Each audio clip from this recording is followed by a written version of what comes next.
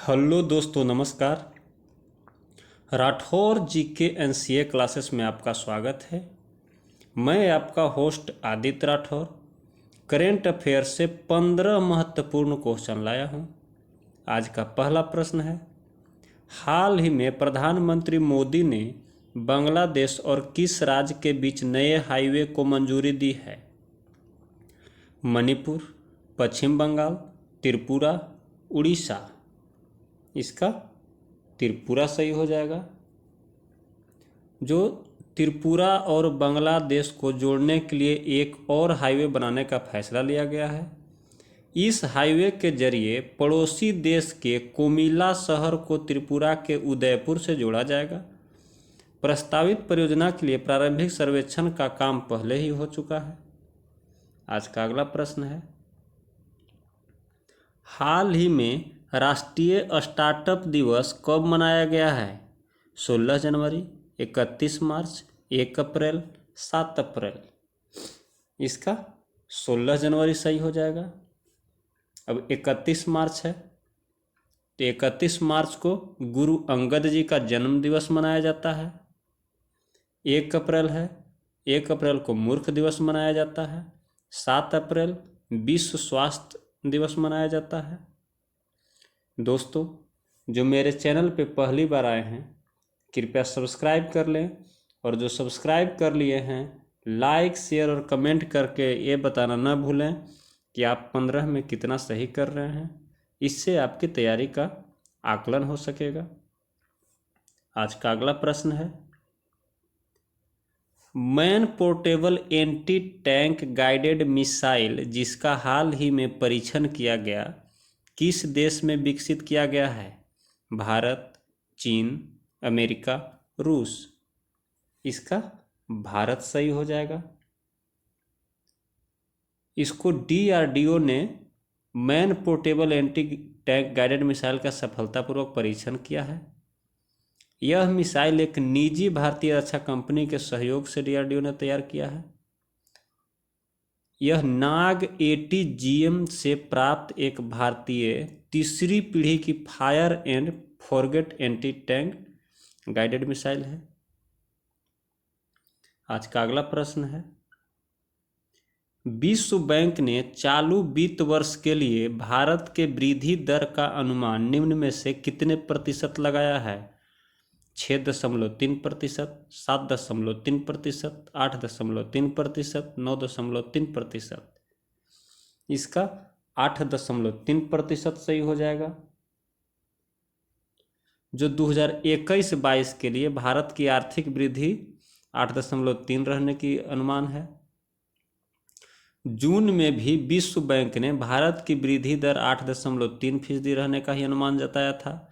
विश्व बैंक ने वैश्विक आर्थिक संभावनाओं पर जारी अपनी रिपोर्ट में कहा कि अर्थव्यवस्था को संपर्क बहुल सेवाओं की बहाली से लाभ होना चाहिए। इसके अलावा मौद्रिक एवं राजकोषीय नीतिगत समर्थन से भी इसे मदद मिलेगी। आज का अगला प्रश्न है, हाल ही में किस देश में अंतर्राष्ट्रीय फिल्म महोत्सव शुरू हुआ है? नेपाल, भारत, श्रीलंका, बांग्लादेश। इसका बांग्लादेश सही आंसर हो जाएगा। जो ढाका में 20वां अंतर्राष्ट्रीय फिल्म महोत्सव मनाया जा रहा है। इस महोत्सव में 70 देशों की 225 फिल्मों को 10 श्रेणियों के तहत प्रदर्शित किया जाएगा, और 15 से 23 जनवरी के बीच में ढाका में विभिन्न स्थानों पर प्रदर्शित किया गया था। फिल्म फेस्टिवल का आयोजन हाइब्रिड मोड में किया जा रहा था, जिसमें फेस्टिवल के दौरान कई फिल्में ऑनलाइन स्ट्रीम की जा रही थी। आज का अगला प्रश्न है, फोर्ब्स की सर्वाधिक कमाई करने वाली शीर्ष 10 महिला खिलाड़ियों में वर्ष 2021 में निम्न में से किसे शीर्ष स्थान प्राप्त हुआ है?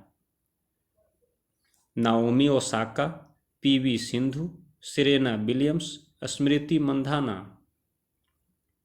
इसका नाओमी ओसाका हो जाएगा। जो जापानी टेनिस खिलाड़ी हैं। 2021 में दुनिया में सर्वाधिक कमाई करने वाली महिला खिलाड़ी बन गई हैं। यह 1238 करोड़ रुपए की कमाई की है, जो पिछले साल से 23% ज़्यादा है। आज का अगला प्रश्न है, हाल ही में किस राज्य में हाइड्रोफिस ग्रेसिलिस एक दुर्लभ समुद्री सांप देखा गया है? महाराष्ट्र, गुजरात, कर्नाटक, केरल। इसका केरल सही हो जाएगा। तो जल पक्षी गणना के दौरान पक्षी देखने वालों की एक टीम द्वारा एक असामान्य समुद्री सांप देखा गया। हाइड्रोफिस ग्रेसिलिस छोटे सिर वाला समुद्री सांप है। केरल के तिरुवनंतपुरम में पेरुमाथुरा तट पर देखा गया था। आज का अगला प्रश्न है, हाल ही में किस राज्य में माघ मेला 2022 आयोजित किया गया है? बिहार, उत्तर प्रदेश, मध्य प्रदेश, राजस्थान। इसका उत्तर प्रदेश सही आंसर हो जाएगा। जो 47 दिवसीय वार्षिक धार्मिक मेला होता है, जो 2022 का आयोजन किया गया है, इसका उद्घाटन प्रयागराज में संगम के तट पर हजारों तीर्थयात्रियों ने पवित्र स्नान के साथ किया। संगम 3 नदियों गंगा, यमुना और पौराणिक सरस्वती का पवित्र संगम है। यह मेला आमतौर पर मकर संक्रांति के अवसर को चिन्हित करने के लिए आयोजित किया जाता है। आज का अगला प्रश्न है, हाल ही में पंडित बिरजू महाराज का निधन हुआ है। वह संबंधित थे नृत्य, संगीत, साहित्य, कविता लेखन। वह नृत्य से संबंधित थे।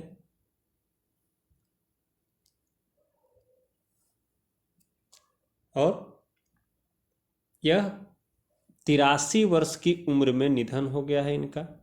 जो देश के दूसरे सर्वोच्च नागरिक पुरस्कार पद्म विभूषण से भी सम्मानित थे। उन्हें उनके शिष्यों और अनुयायियों द्वारा प्यार से पंडित जी या महाराज जी कहा जाता था, और वे भारत के सबसे प्रसिद्ध कलाकारों में से एक थे। आज का अगला प्रश्न है, हाल ही में भारतीय नौसेना ने किस देश की नौसेना के साथ अरब सागर पासेक्स में अभ्यास आयोजित किया है? अमेरिका, जापान, रूस, ऑस्ट्रेलिया। इसका रूस सही हो जाएगा।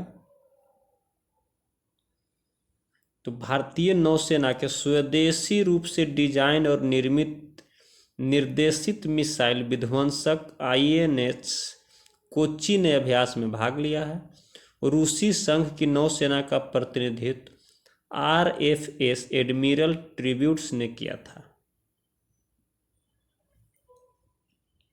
आज का अगला प्रश्न है, हाल ही में किस खिलाड़ी ने पहला सुपर 500 खिताब जीता है?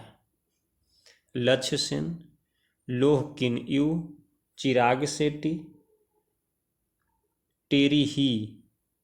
इसका लक्ष्य सेन सही हो जाएगा। जो भारतीय बैडमिंटन खिलाड़ी हैं, जो इंडिया ओपन 2022 के पुरुष एकल फाइनल में सिंगापुर के विश्व चैंपियन लेह किन यू को हराकर अपना पहला सुपर 500 खिताब हासिल किया है। यह 20 वर्षीय हैं, जो सीधे गेम में 24, 22, 21, 17 से जीत हासिल किया। आज का अगला प्रश्न है, हाल ही में किस खिलाड़ी को नाइटहुड के सम्मान से सम्मानित किया गया है? Sunil Gavaskar, Greg Chappell, Alastair Cook, Clive Lloyd. इसका क्लाइव लायड सही हो जाएगा। जो वेस्ट इंडीज के पूर्व कप्तान हैं, ने क्रिकेट के खेल के प्रति उनकी सेवाओं के लिए विंडसर कैंसर में Duke of Cambridge Prince William ने नाइटहुड प्राप्त किया है। उसी दिन इंग्लैंड के विश्व कप विजेता कप्तान इयोन मॉर्गन को क्रिकेट के खेल के प्रति उनकी सेवाओं के लिए प्रिंस विलियम द्वारा CBE यानी commander of the order of the British Empire से सम्मानित किया गया था।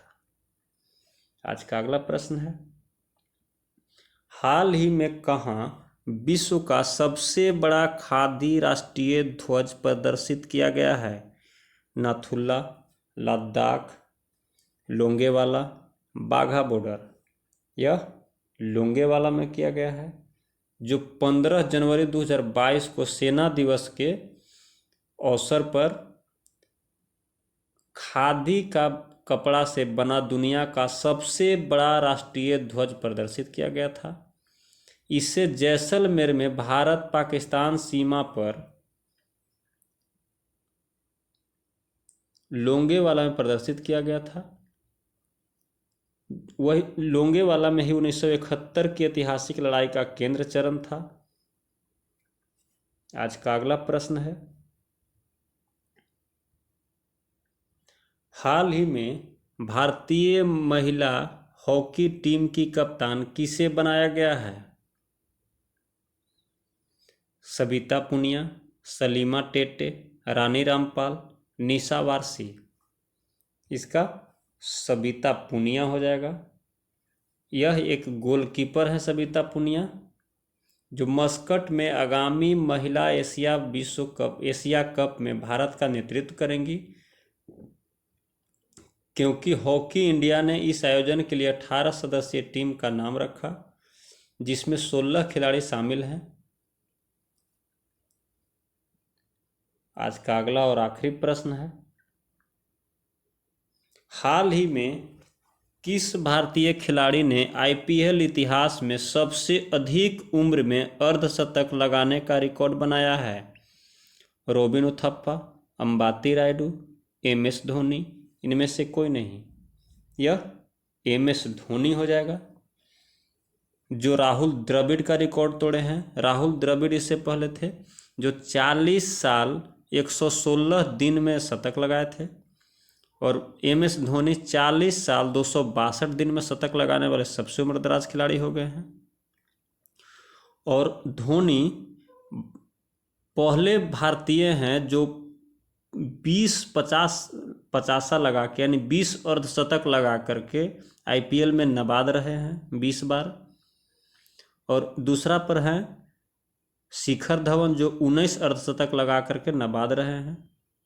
और अगर ओवरऑल देखा जाए तो सबसे ज़्यादा 23 अर्धशतक लगाने के बाद भी नवाद रहे हैं AB डिविलियर्स।